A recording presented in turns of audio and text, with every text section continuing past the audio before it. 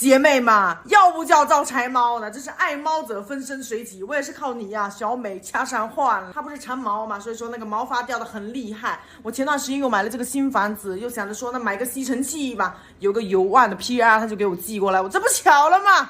印象里那吸尘器的线不是老残了，而且清理又不方便。但是我没有想到这个国货现在搞得这么方便啊！就这玩意儿都不带有线呢，有哪吸哪，特别方便。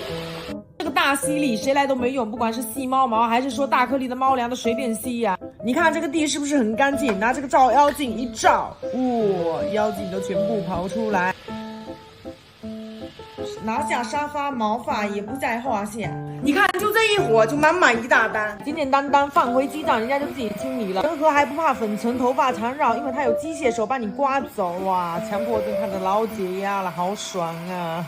垃圾全部给你放好，都装在这个大容量的集成袋里，没个2-3个月你都放不满它。还有这个地刷做的特别设置，前置大吸口，后插，毛发还没接触就给它吸走了，没有缠绕的风险，特别省心。还另外送了2个刷头，这个除螨刷可以吸这个船，换上这个宠物刷来，毛发都吸得干干净净。